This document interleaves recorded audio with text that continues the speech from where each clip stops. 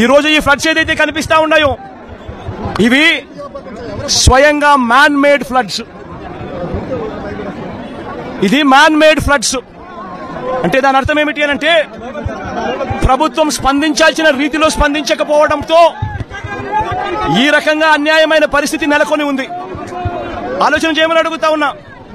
ఇంతకు ముందు కూడా వరదలు వచ్చాయి, ఇంతకు ముందు కూడా ఫ్లడ్స్ వచ్చాయి.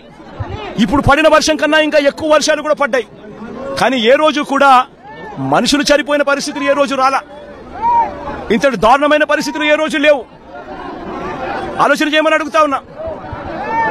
ఆగస్టు 28వ తారీఖున బుధవారం నాడే బంగాళాఖాతంలో అల్పపీడనం ఏర్పడతా ఉంది అని చెప్పి, వాయుగుండంగా మారుతా ఉంది అని చెప్పి 28వ తారీఖునే బుధవారం నాడే అలర్ట్ వచ్చింది రాష్ట్ర ప్రభుత్వానికి. 28వ తారీఖునే అలర్ట్ వస్తే ఆ అలర్ట్ లో గురువారం నుంచి వర్షాలు మొదలవుతాయి, చిన్నగా పడతాయి. శుక్రవారం సాయంత్రానికల్లా అది ఎక్స్ట్రీమ్ రెయిన్ ఫాల్ కింద మారుతుంది. శనివారం అంతా కూడా ఉంటుంది ఆ రెయిన్ ఫాల్ అని చెప్పి చెప్పడం జరిగింది. అంటే 20 సెంటీమీటర్ల పైచిలుకు వర్షం పడుతుంది అని అంటే దాని అర్థం అది ఎక్స్ట్రీమ్ రెయిన్ ఫాల్ అని. మరి ఆ ఎక్స్ట్రీమ్ రెయిన్ ఫాల్ ఎక్కడ వస్తా ఉంది, ఏ మండలాలలో వస్తుంది అనే ఇన్ఫర్మేషన్ కూడా ఐఎండీ ద్వారా మనకు ఇన్ఫర్మేషన్ కూడా మనకుంది.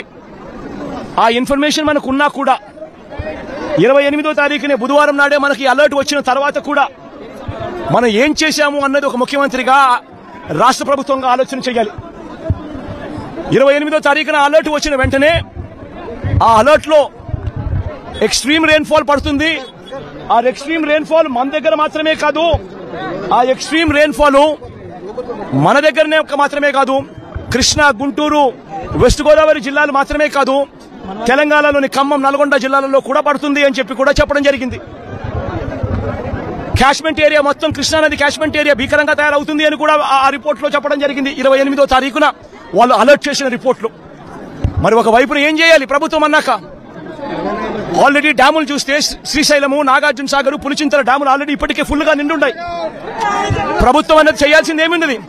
వెంటనే ప్రభుత్వము ఇరిగేషన్ డిపార్ట్మెంట్ తోనూ, రెవెన్యూ డిపార్ట్మెంట్ తోనూ, హోమ్ డిపార్ట్మెంట్ తోనూ రివ్యూ కార్యక్రమం చేసి ఈ రకంగా తుఫాన్ రాబోతా ఉంది, డ్యాములు అయితే పూర్తిగా నిండున్నాయి ఇప్పటికే, ఆ నిండు ఉన్న డ్యాముల పరిస్థితుల నేపథ్యంలో తుఫాన్ వస్తా ఉన్న నేపథ్యంలో ఏ రకంగా దీన్ని డీల్ చేయాలి అని చెప్పి ఒక ప్రణాళికాబద్ధంగా ఒక కార్యక్రమం చేయాలి.